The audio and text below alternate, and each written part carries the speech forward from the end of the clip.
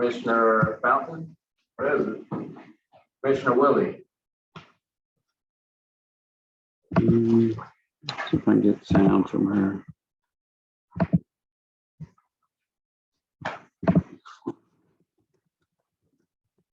Commissioner Willie is coming in remotely. Once she's able to hear us, or we're able to hear her, just give us confirmation that she's there. We'll have her show that she was present for the meeting. So we have a quorum with the 3 commissioners present, so we can move forward regardless. Commissioners, you've been provided copies of last month's meeting minutes. I assume that you've had a chance to read through those meeting minutes. And at this point in time, I'll entertain any motion on the minutes from last month's board meeting.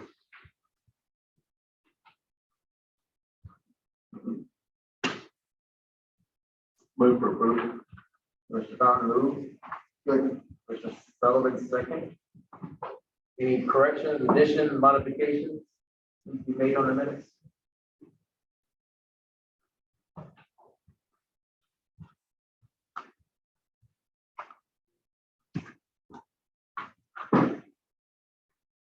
Hearing none, we'll call the question. All those in favor of approving last month's meeting minutes, please say aye. All those opposed? Hearing none, the minutes are approved. Thank you so much for putting the minutes together. We'll get into any old business that might be on the agenda, and we actually have some old business to cover. Correct? Resolution 2022-12 under old business. What I'll do is if you don't mind, to get to real estate development. Okay, come back around to that. Yeah. All right, commissioners, are you okay with that? Coming back around to that old business? Sure. Okay, all right. So with that being said, we'll get into the new business here, and the first item will be financial services, but Director McGinnis will hand over to you. Thank you. Appreciate it. We'll turn it over to Teresa. Well, good afternoon. It's so good to see each of you in person. Okay, so the presentation of the cumulative low-income housing finance report for the period ended February 28, 2022. I'll just start with total revenue. We're at 2.49%. We have 2 line items that are trending over, and that's interest income and the management fees. And so that has given us to be favorable in this category. And moving forward to expenses, they're at 2.61% overall. Those are within the line item of budget, and then total tenant services, this line item, other funding, travel and training for resident services. That amount is due to the funding. It's favorable due to the funding of resident contracts that will be issued in February. We'll see that amount go up in March. Moving forward to the next page of the financials, total utilities is within line of budget of 2.67%. And moving to total maintenance at 7.77%. The material line item should be within line item of budget due to the refrigerator and stoves that we were able to secure for, I believe, Johnson Towers and for Northwood. So those purchases have been completed. Total general expenses is 3.53%. The payment in lieu of taxes, that amount will be approved and booked in March. And as we move further down the page, the total other, which required the explanation on the collection loss, once again, this line item is still favorable due to the collection through the MIS system. I can tell you now that we have booked all the collection loss as of the end of March 31st because we're working on year end, and it did come in at about $95,000. So we will be under budget on that line item also. So overall, total expenses are 4.85%. We're still trending under in this line item, but I expect for us to be in line with budget. Our capital asset additions, we were able to complete all of those, getting the lawn care equipment that we needed to begin our lawn care services. So at the present time, our increase in the net position is 2.737,178.39 and compared it to the year-to-date budget of 1,709,773.25. So when I come before you next month to present March 31st, Those financials will be in a draft form because we will be preparing those for year end, but your final presentation of March 31st will be in August when the auditors come to make their presentation. Do you have any questions for me?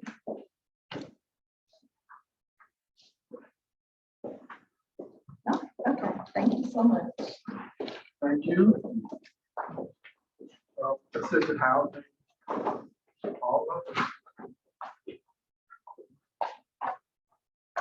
Good afternoon. My request today is to ask you to act on a resolution approving a revision to the admin plan for the temporary supplement for the EHB program, specifically relating to administrative and service fees. As you know, back several months ago, we adopted this temporary policy for the EHB program, and it did include policy for service fees, but the request today is to actually list out the service fees that we're going to be paying and the amounts so that we can have this written in our policy. So what we are asking for is for policy to include that HHA will make an incentive payment to landlords in the amount of $1,000 when they lease up one of their units to an EHP family. So this payment will be made after the request is made after lease signing. Also, we want to make incentive payments in the amount of $250 to any referring agent or realtor that assists in the lease up of the unit to an EHP family.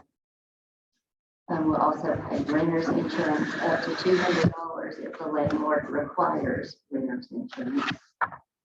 We're going to pay, provide gift cards to families in the amount of $500 to purchase essential items. And we will track and report the eligible expenses of this card so they can't just go out and purchase anything they want to. It's got to be related to the lease up of a new unit, like household items or bedding, anything that they can't pay for with, I'm assuming with their food stamps, which would be toiletries and paper items. For each allocated EHB, we received, I believe we've already received $3,500 for each unit. So that's what this money will come from. For housing surge assistance, we're also providing security deposits and utility deposits for our emergency housing voucher applicants. We're paying rental application fees and holding fees if the landlord requires that the unit, that they have money up front to hold a unit. And also for this owner recruitment and outreach, the household items, moving expenses, and renter's insurance if required. So you approved this policy several months ago for the EHB program. This is just to actually put these dollar amounts in place. And this is resolution 2022-15. Do you have any questions? A question. How long will this last for the the amount of time? So we have 110, and the voucher is good as long as the family stays in compliance with the program. It actually says that the assistance will end in 2030, but it's been said that they'll probably include this in future policies to continue the program. If not, we can always put it in our plan that they can transfer to a regular voucher if the family is still in need of assistance at that time. But as long as, I think until September 2023, we can continue to issue these vouchers. Say if one turns over, we can issue another one up to the 110, but after that, day it's sunset. We can't have it.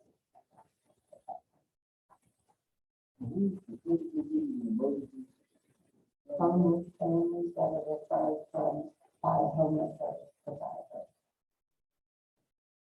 it's really starting to really ramp up on that. I'm not really sure how many was issued, but I would say at least 20 so far. And I know that we've had one lease out, and it's really, really heartwarming. The people that are coming in, they're just overwhelmed. And there's so many stories that we'll get some of these in here to present to you, because this program will really make you feel like you're doing something great. So about 40 is Usually, out of the work. they're gonna be reaching completely and structurally at times. Was there any research success in better? Well, it seems to be, it seems like I'm seeing constant landlords coming in to the using the program. And of course, with this $1,000 bonus, it's gonna help a lot. How are we getting the word out to folks about the program? With the homeless service providers and consumers. And then for the landlords? Landlords, yeah, just organize by family, I think put that on the website. Yeah. We have a presentation with the Board of Directors next week, I believe. And I think that this is done quite good about this. So, Next thing, Mr. Benefit, resolution.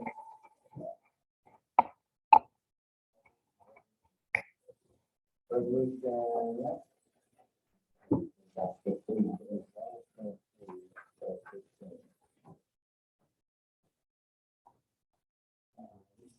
Yeah. So this is a resolution to act on approving the revisions to administrative plan for temporary policy supplement for the emergency housing voucher program. You want to entertain a motion on this resolution? Motion to approve. Motion. Second by Mr. Powell. Any further questions or discussion before we call the question?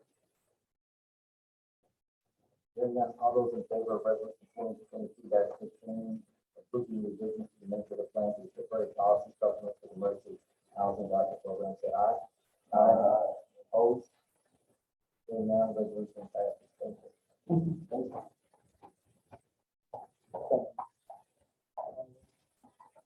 I just want to comment on that real quick though.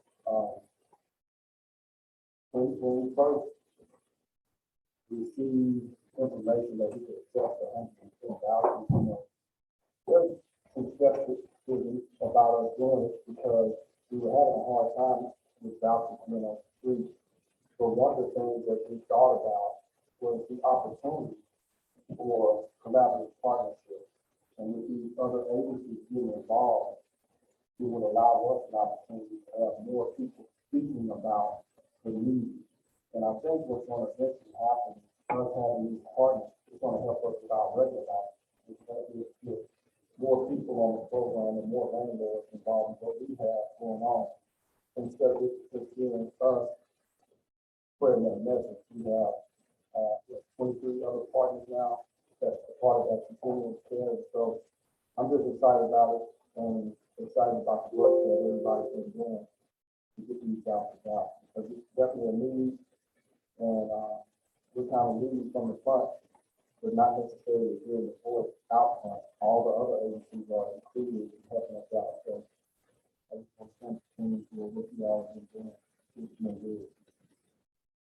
Who's some of the 23? Who's on the part?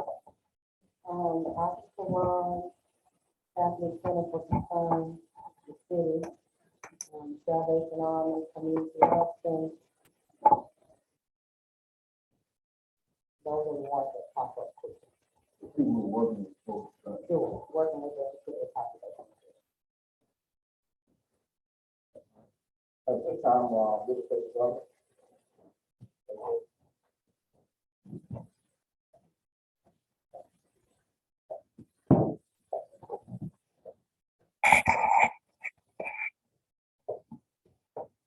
Good afternoon. afternoon, Commissioners. Good afternoon, everyone. Before you discuss 2022-12, act on a resolution authorizing the executive director, CEO, contracting officer to enter into master development agreements with Michael Group organization. Last week, we sent out the master development agreement, and I'm happy to discuss with you. If you have any questions about that? I had another conversation with Campbell Page of the Michael Group, and we discussed in particular some of those being closing of the units. The family units are expected to close in the next 12 to 18 months. So because we're at 75-25% revenue sharing, we're going to have to incur some costs over the next year. And the senior, for instance, the senior portion is expected to close in the next 36 months. So we'll have some costs on that there. And that's what I'm going to talk about. You know, the form is saying, like you said, 45%. Yeah. But in the agreement, it's like 70-30. Well, he's fine with me that it's 75-25 revenue share. So the revenue share and the pro rata share will be so the 75-25 will be consistent with the expenses as well. Okay, I can firm that up with you, but I asked him that specifically, that we will be responsible for 25% of the expenses. Okay. Yes, I mean, even here, it's all things, fees and everything, yeah. We'll verify that. We have 120 days, Executive Director McGinnis, as how we would facilitate conversations in the planning stages. We talked about bi-monthly check-ins, and they were fine with that. Once we signed the master development agreement, we're going to get over here immediately with the architect and start working with us in terms of planning. Is that top line revenue we're talking about? Yes. We're going to get into the and 770,000. What else? I guess when you start, it's not like this. Well, this is a paraphrase. There will be minor costs associated that will trickle down from third-party costs such as appraisal, survey, and environment. That I don't know. I don't know that part. I can find out there. Yeah. I don't want to put it on fly, but right, yeah. Yeah, you know, sometimes, you know, they cap it, so you know, if they come to crazy, right? Well, so I just don't know if that should be something that could be discussed on the level of the cap.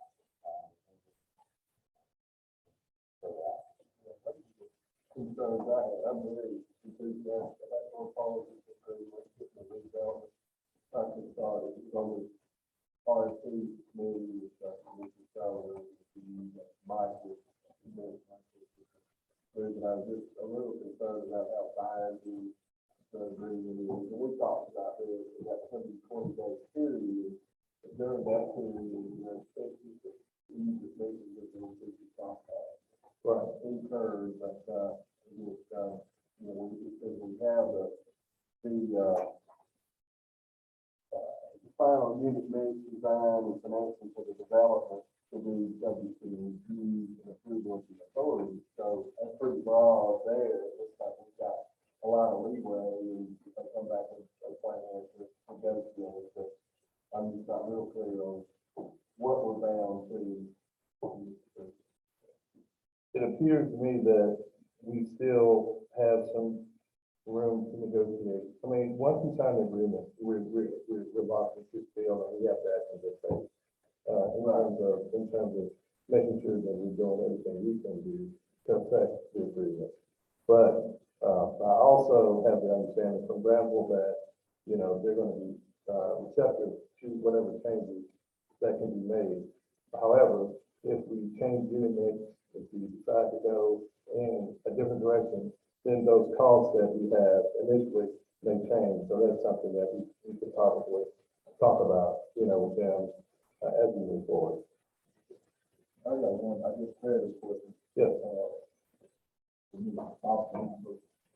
A partnership, what kind of things you say, they really go forward to what do you think people can develop, man, that we should go on. But there's an issue out there, we have to negotiate time, and money.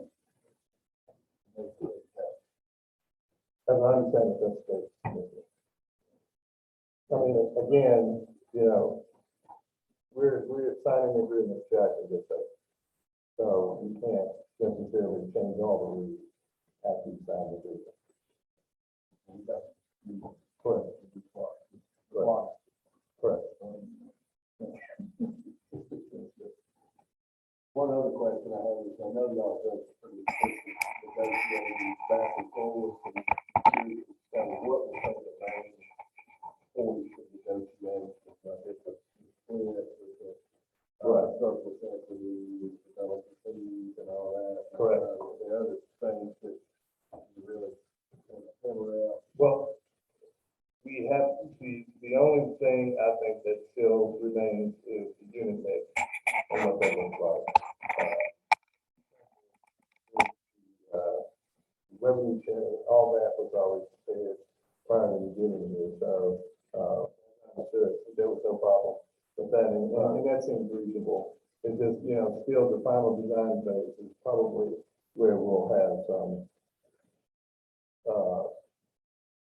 spirited conversations in terms of how that works out.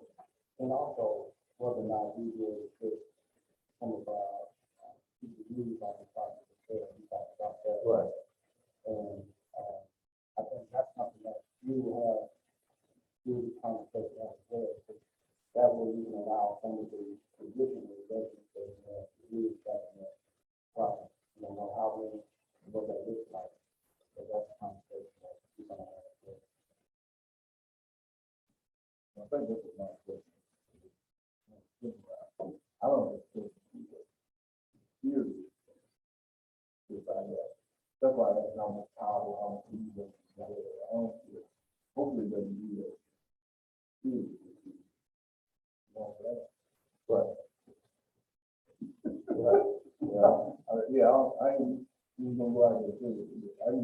We need to ensure our folks, where we have an opportunity, moving to the property. I don't want to see, I grew up with a lot of folks who grew up in the council. Okay.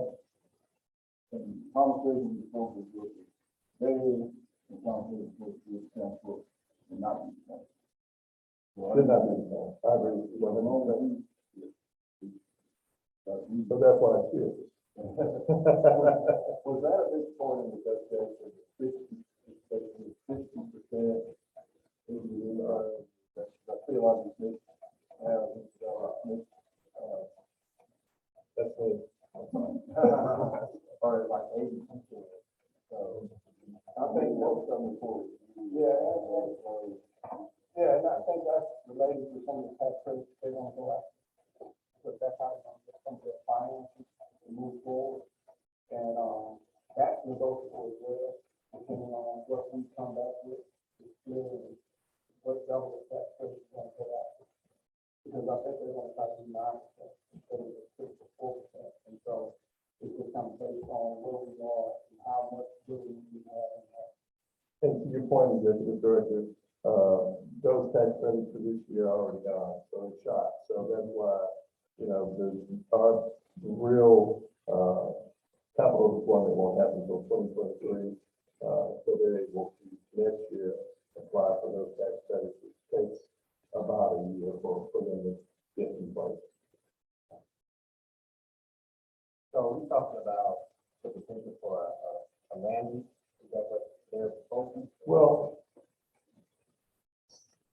Not really, because what they're proposing right now is to pay us a one-time fee of $150,000 for the land. In my opinion, that's not a land lease. It's just one-time payment, right? So we'll still own the land. Correct. And they're not gonna have issues with finding that finance, no, they don't have a long-term land lease. So they own the land. It does have, I mean, it's got a lease provision. It's for, or, you know, that's not. It does say lease. I thought it didn't say. Couple of things for our belief is to update and then before we sign. Like, we don't have to contact for us. Clerical stuff like that. HJ mentioned the 70 to 75 and 30 to 25. And, so on page 12, in section 5.03, it says a lease of not less than 75 years. So, and the lease is going to be for a nominal rent, $150,000. It's only locked in there for 75 years. We can norm more like sometimes 30 or maybe just have a little bit further now. I know, I don't know. It's rhetorical. I mean, I don't know where that, where that number provision came from. My guess it would be the developer who would want to, you know, have, you know, a long-term lease. 30 years, right? That's going to be capitalized for 30 years. So, of course, you realize, so that's going to a lot of detail on this. You know, these are those type of decisions that have significant implications for us.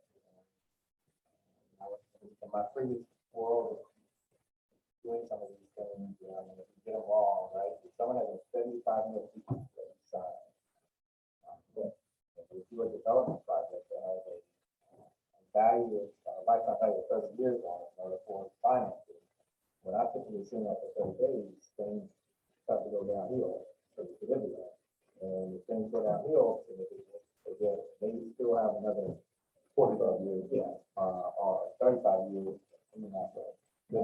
Yeah, whatever that difference is, you know, they're gonna look at us and say, you still got this for 34 years, so it is what it is. You can't go do it that way. So I just maybe want to try to align the lease term with kind of what we're thinking in terms of the project itself. Example, another than hard time to finance without it, that seems right along. Yeah. So, should I just read this, that we give those questions to level, then give the updated contract back to the board, so that we don't delay or, I don't think this is maybe. Yeah, I just asking you, yeah. I think the idea is you got the developer agreement, and so there's some terms in the agreement that you need to update. And, you know, for example, the 70-30, we wouldn't come in there at the end of this and do all the work and say, oh, we want to do 40% now. That was going to be a violation of that thought process. But something like them expecting 35 years, and that's saying that that's not something that we're comfortable with. To me, that we go on the same thing, you know, simple terms that maybe we want to have clarification on before we move forward. And I know we don't want to slow things down. I just want to. And I know you provided me with this agreement to us beforehand. Right. So I don't want to dismiss the fact that we could have sat down in detail and have these things ready to go before this. I think we were sent out last week. Yes, sir. Yeah. And I know when I got it last week, my first thought was I wish I had more time to spend going through this in that time frame. So I don't know. Again, I don't want to slow things down, but I think we may have some things that we need to sit down and have a little bit of chance to highlight. Would it make sense for us to authorize executive direction to sign that put everything we do? Talking about this a little bit. Make sure we have all you guys support anybody. That's what that's not what Rock mentioned. Okay, well, listen, we got it out anyway, so if he doesn't have a concern, is that, are we? So I would have, if someone wants to make a motion, and I think the executive director can review, make, updates, consistent with the concerns of the commission, and then ultimately, execute the agreement with those changes. I mean, the ground rules, for example, says the authority will implement and for at least 7,000. And will is mandatory. That's one we're not going to do. You could make that squishier language. So it will become more squishier. Or you could change it.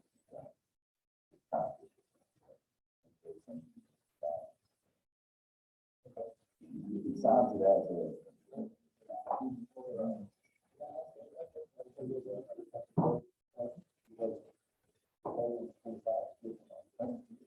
right, and help from Granville saying 75-25.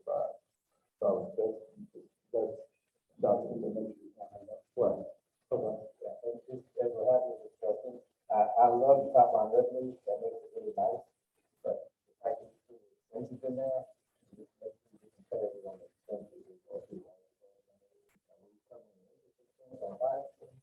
That would be covered 25%.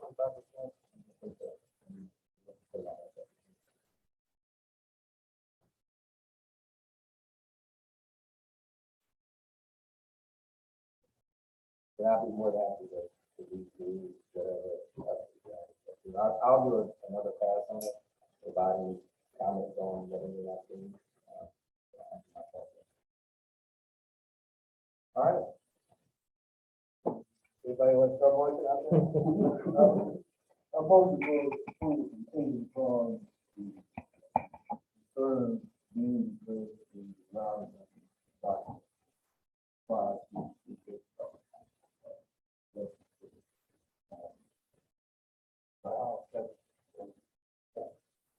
Motion section, the motion, if I can paraphrase it, the motion is for the act on the resolution authorizing the executive director to enter into a master development agreement with Michael's organization contingent on the executive director reviewing and making updates to the agreement to address the concerns presented by the commissioner. I have one, so I'm good with that, but once those have been addressed, are we gonna have to have another board meeting before we execute the master development agreement? I'm just for my own sake. Before executive director takes the signature on it, he's gonna have Okay. try to make sure. So I'm just prepared to actually, we're not. Okay.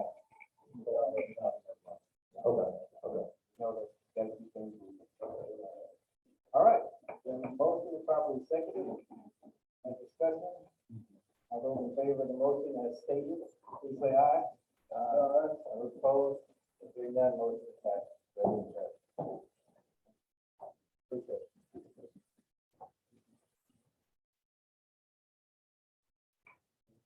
Thank you. Appreciate it.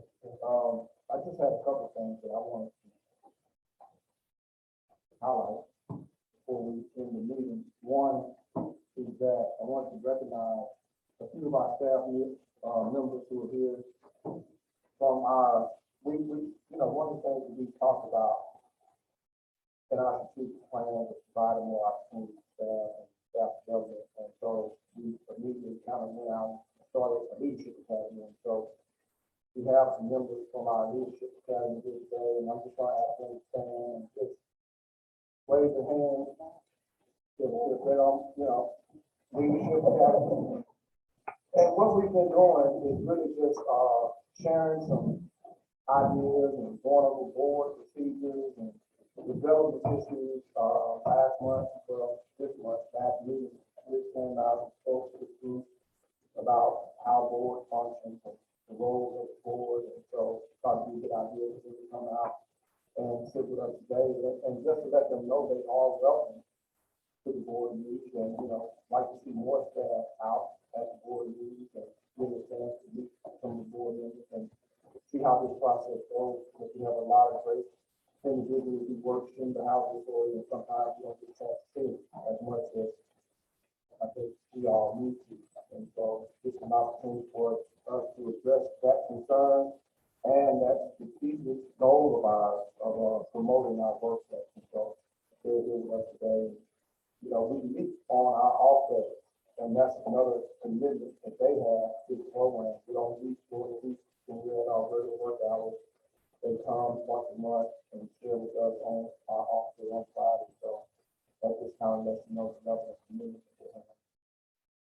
I mean, people raise their hands, you got my face. You're okay with it. If anybody wants to make a mistake about their experience in this program, I have to put anybody on the spot. That's what I'm totally down. And the mic over anybody. So until they don't understand that, I'm going to, I attended last one fast somewhere from and just had the training.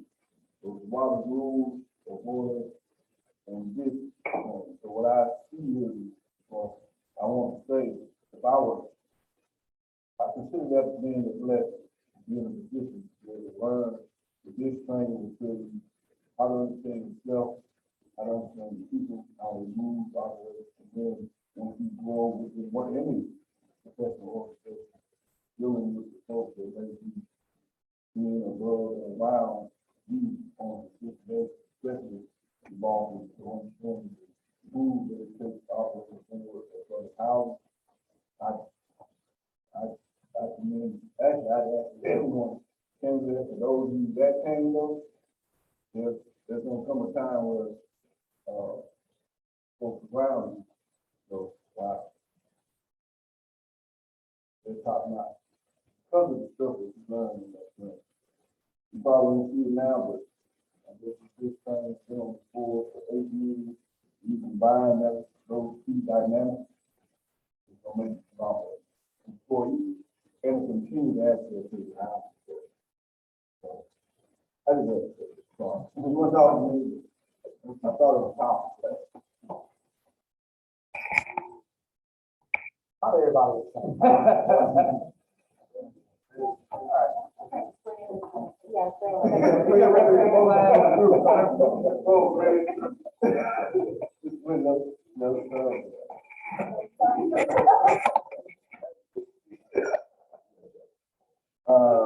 Well, I'll just say that, having gone through some of the classes at the time has been very helpful. In terms of understanding, one, the history of housing. I mean, even though we work for housing, understanding some of the intricate areas of it that you wouldn't necessarily know about or really have a bigger concern until you actually engage. Number two, the camaraderie is really good, and it helps you understand how this type of gathering or this type of employment work and why it's so important. I mean, I'll say just sitting in the meeting today personally, I thought it was really helpful seeing how you negotiate the conversation regarding our properties.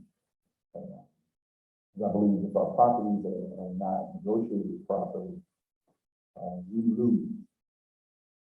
And so this, what we're a part of as far as this leadership something is very important. So it helps us understand the value of why we're working. And so at some point, if this is not where we want to go in terms of making it better for those who serve, because we work because of the people, the residents. So I think it's a good thing at the end of the day.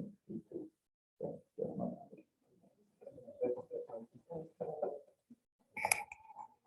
Thank you for being represented.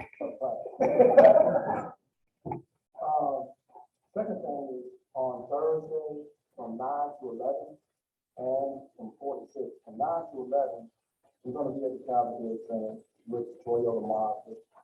Toyota Mazda really has expressed an interest in working with the housing authority to employ some of our residents.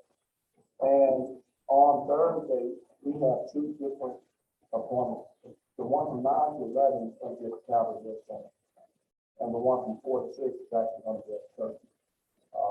Jacqueline and I actually got out and knocked on some doors on last week, met some residents. They were excited about the opportunity to even have a chance at Toyota Mazda. I talked to a few residents who had already applied, but didn't know what the next steps were. And so them having the opportunity to come out is going to be valuable.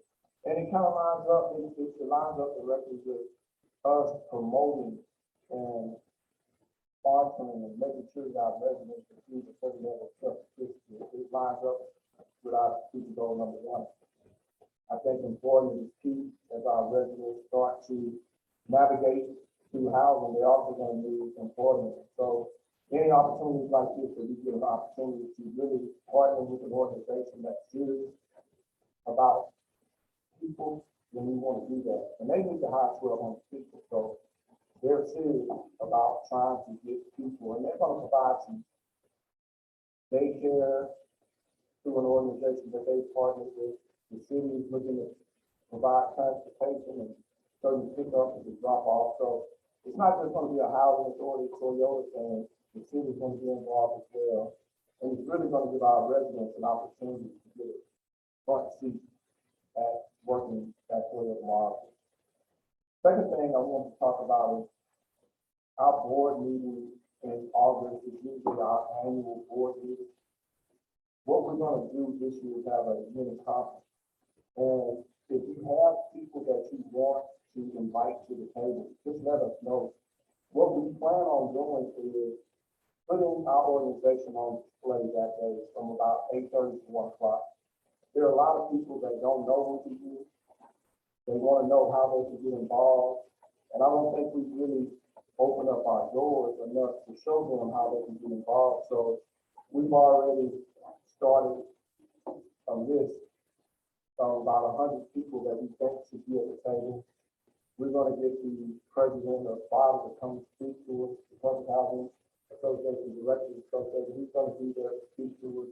We're going to get the field office director to come down and speak, and really just show people what we do from day to day, and so that they'll have a better understanding of what we do. It's going to be August 15th. We're going to do it at the Jackson Center from 8:30 to 1. And it's just going to be a day that we highlight what we do to get our residents, our staff, just the different community leaders involved, and really show what we do as an authority. And again, you know, that's formulating those partnerships, which is a part of our strategic goal number 2. And then at some point, we need to get and have you all be aware of what we've actually gone through in our past and strategic goal number 3. We've actually had what do you call them? Reactive inspectors come out to inspect our properties, tell us where we are.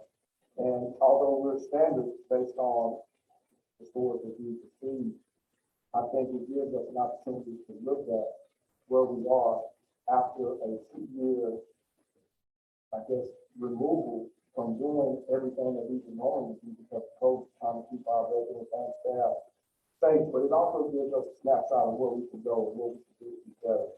Because one of the things that we want to do is get back to that level of being a high performer. Last but not least, with AJ and, you know, what we're doing with Michael Street, we kind of speak to expanding housing. Because one of the things that I realized that although there's a ton of new apartments going up all across the city, none of them are affordable. And we've had conversations, we're trying to have conversations with developers to help them understand the needs. Because there's a lot of people who want to help, but again, they just don't know what and how to help them. So I'm looking forward to having conversations with developers who can understand the needs.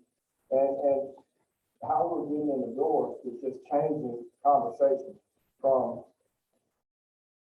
housing choice voucher or Section 8 voucher and workforce voucher, same voucher, but because people want folks who are working to live in their property, we're just kind of changing the name and how we do business so that people will be open to seeing what we have to offer. So these are some of the things that we're trying to do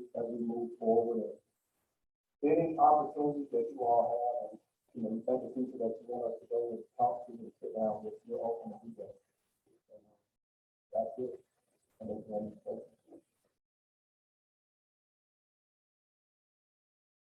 well, the plan is for have our annual meeting with conjunction with that. So what we're gonna do, we got an agenda that we're supposed to submit to our little group tomorrow. But the way I want it to go is the morning session, maybe have some booths set up and different services, resident services. Just have that set up in the morning, have a presentation of all of our departments and maybe have a breakout. Again, towards the end, have our annual meeting at that time, and after the annual meeting, have a county discussion with those who are on the board, being reviewed, that people will be able to ask you all questions. So we are gonna have the meeting, it's gonna be a part of the, council.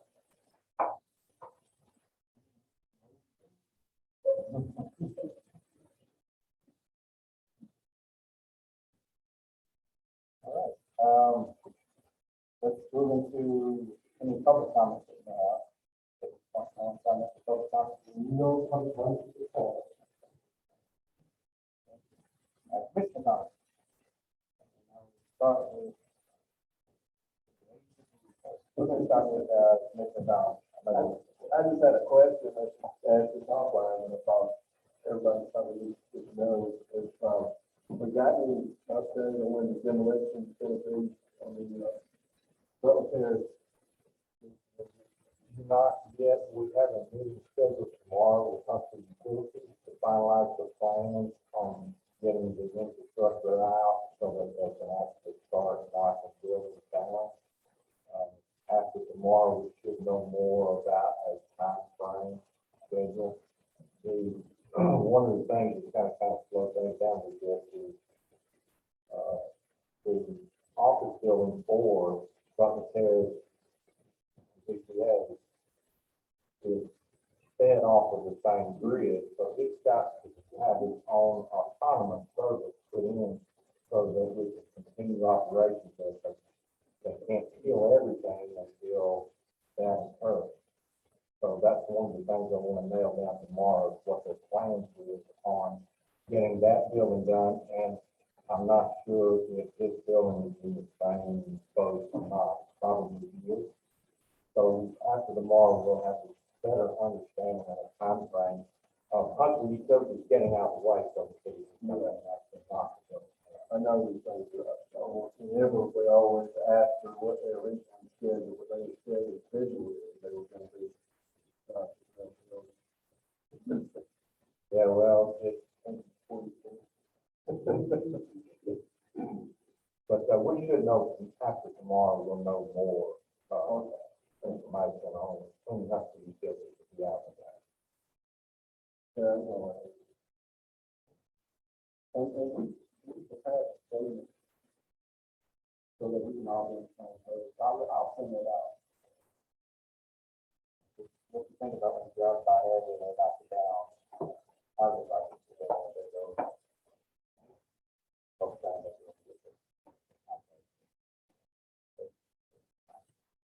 All right, Mr. So. Commissioner Willis. We never got audio and she wasn't responding to chat. Okay. All right, only I'll say is I appreciate the continued push to both manage and administrate the housing authority, which is tremendous important, and then doing the things that are also needed in order to help propel people to have better opportunities. So many times that's either or. I think if you get administer and manage really well, or you be innovative and the management administration goes to help.